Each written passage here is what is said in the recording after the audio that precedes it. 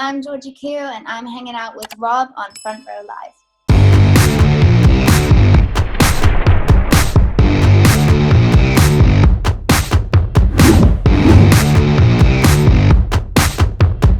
Georgia, I'm excited to be talking to you. I've been a fan for some time now, and super excited that your debut EP is finally out. Talk to me a little about Real, and actually, before we talk about Real, talk to me about your voice. How did you kind of discover your voice and your sound? Because that's the thing that made me fall in love with your music in the first place. Oh, it took me a while, honestly, to find my sound. Just from coming from being a songwriter, that transition to being an artist is probably one of the hardest things I've had to do. Just because you're so used to doing so many different genres, to then just focus on you and make yourself, the focal point. I had no idea where to start, and I was very afraid of sounding like other people or trying to copy a certain style. And honestly, when I took the pressure off myself, everything kind of just fell into place. And it would happen where I would go into a session and I wouldn't go into the session and say, this song is going to be for me. And honestly, that just helped things really develop. And when I left the session, I knew that it was for me, because I felt a certain connection to it, and it was believable. It was true to me. It was something that I could relate to, because I was pulling it from my own experiences. And I think it wasn't just a sound, it was also the content of it too made it super specific to me. As you transition to your debut EP, how did these experiences with writing for other artists, for example, someone like Fifth Harmony, where it's you're considering 5 different people when you're writing music, how do those experiences kind of help you navigate into your own solo music when you started working on this EP? I think it definitely helps you realize what you want and what you don't want as an artist, what you want to stand for, what you want to talk about, what inspires you in different ways. I think something for me was that helped me when I used to be in sessions with different artists was just being willing to learn and grow, and to take everyone's point of view and just put them together, because I feel like songwriting is massively about collaborating, and I'm all for collaborating, because I love hearing different people's perspectives and putting them with mine and putting our heads together to create something extra special. I think just being in the room with all these different people helped me grow, helped me learn my trade and get better at what I do. And even just, being willing to do that and to push myself in different rooms shaped me into being an artist and being able to do what I do today, I think. Now, as far as production goes, I know you've worked with Captain Cuts a lot from early on in your career. So were they a part of the production process for this EP, or did you jump into the studio with someone else to produce this record? Actually, every single song in the EP is with a different collaborator.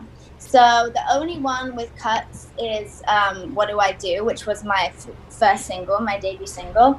And then every other song on there is with someone different. And it was special because I got to handpick the people who I just really love working with, and who really get me, and not just get me, but support me and believe in me as an artist. And that was the most special thing about creating with all these people, is they were also excited about being a part of the project, and I'm super grateful for every one of them of being a part of it with me. All different, and I love all of them, what they did. So being that this is your debut EP, what's so special about these 6 tracks that you felt like they were perfect for this body of work? I think because the I mean, the title of the EP came really easily for me because obviously one of the songs is called Real, so that helped. But because the body of work is so raw and so authentic, I couldn't think of a better word to sum up the whole body of work. Um, so I think, each one of them is super specific to my story. There's a lot of intimacy in the lyrics, but it has that combination of, depth in the concept and the descriptiveness of the lyrics, but also has that kind of track that brings the energy to it at the same time. And there's just something about that combination that I love, and that I like would love to I love to listen to those kind of songs myself. And even when finishing the EP, when it got to the very end where I had to like listen to mix after mix after mix and master and all these different things, that's what I was listening for. I was listening for something that I want to listen to over and over again. And that's what I want my audience to feel like too, that they want to just put it on repeat. So yeah, that's it. Now, for me, two standout tracks are "What Do I Do" and "Hold Me Close." "What Do I Do"? I'm just like I said in the beginning. I love your voice. I love the way it sounds. And then with "Hold Me Close," like I love the way you build up towards the middle of the song. Talk to me about these two songs, and how different or how similar were these two tracks to record when you went into the studio to make them happen. Well, both of them, most of the songs on the EP honestly work this way, and mainly when I write, it works this way just because I like this better. But both of these songs were written completely stripped back. So they were written totally just my vocal and chords. And, I love writing that way because it doesn't get, none of the context of the actual song gets hidden by any production. You just have it in its rawest form, and that's when you really can tell that it's a great song, to be able to hear just a vocal and a piano and know that it's great. So that they started super stripped, and just to see the journey of like how many different, because we had no idea where to take it, on both of them we had no idea. So it went through a journey of, oh, let's try this kind of production, and like, not sure if that's right, let's try this. So it was a lot of back and forth trying to get it right. And I think I had such a specific way of how I wanted it to sound in my head. And when we cracked the code, it was like, oh yes, on both of them individually, it happened both times. And it actually happened by bringing other producers into the mix to get their stance on it, just to hear a fresh pair of ears on the track.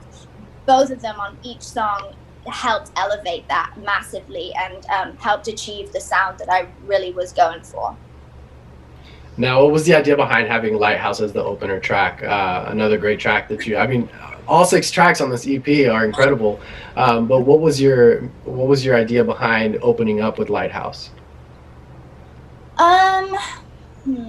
Well, it's something that it's a song that I've been really passionate about for a while, and it just happened to fall in such a time where I feel like we need a song like that the most. And I don't know, it's something that's very personal to me, for something that I've gone through. And I just I didn't want to put out another breakup song, another love song or whatever. I wanted to put out something with a little bit more depth in it. And I think the timing was perfect, because I do feel like we need to be a light for those people during the dark times that anyone is going through anytime. But yeah, I was nervous to put it out around this time when it came to it, because I didn't really want to just put a song out in general, because I didn't want to take any focus off what was going on in the world. But when I thought about it, I was like, you know what, this song, I'm so glad that it's this song that I'm coming out with right now. So yeah, I just think it just had so much more depth to it that people can really relate to in a time like this. Now, like I mentioned earlier, you've been writing for so many other artists, but at the same time, you've been able to collaborate with a lot of electronic artists. Motoma most recently, Telecast being others, and then Captain Cuts as well. When you collaborate with these electronic artists, how do they kind of influence the way that you create your music now? because that's one thing that I loved about your voice, that it goes perfectly with any like electronic music out there. I feel like it's that sound that those songs kind of need in order to say that the song is complete. But how do they kind of impact or influence your songwriting or your creative process after these experiences? I think I just love working with DJs because it it enables me to write, like I was explaining before. It enables me to write a song so stripped and to see it in its most, purest form with nothing on it, and then you give it to a DJ and just see that they can take it from like here to here. um that inspires me because it's like, you could just put it out as a raw song and it could sound like a ballad. And it literally just went from being a ballad, but then you add a few BPM, you put some drums on it, you put a drop, you put some kind of synth, and like all of a sudden it's like this big energizing song. So yeah, there's just something about that. I love verses, and Sia, I love her so much because she does this so well, and it's definitely something that I try to use when I'm writing. But she like verses that pull you in, pre-choruses that build you up, and choruses that just feel like a big release, and that's something that inspires me and something that I want to listen to. So yeah, that's something that really helped me in my creative process during the EP. So, lastly, the EP's out now. What was that biggest challenge that you faced when creating the EP? Whether was it, in the writing process, was it in the production process, was it like picking and choosing which tracks to add? What was your biggest challenge? um Ooh, I think the easiest part was picking which tracks, because once I wrote them, when I go home and I had them in my head, I just had a feeling. Like I knew that those were the ones that I wanted, and they all happened at different times. But after every session, I'm like, yeah, I think this could be the one. So that was the easiest part. The hardest part was definitely the production, because, like I said, I'm writing these from scratch. I'm writing these just on stripped chords. So to put that pressure on the producers to then pull this whole production out of nowhere, and I like to give my collaborators a lot of leg room to do what inspires them. I give them like a window of a ballpark of what I want it to sound like, but most of the time I just let them have free reign to make it what excites them. So I think just like, yeah, the back and forth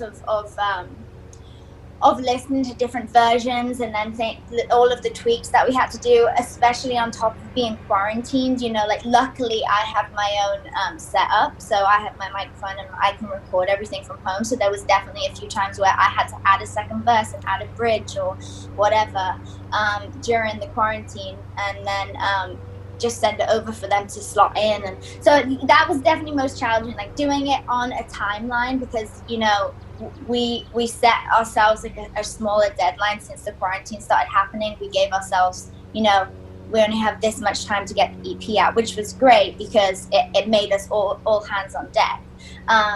But yeah, I think that doing it while you can't be in the room with these people, and I can't go to a studio, was definitely challenging, but we did it, so I'm fine.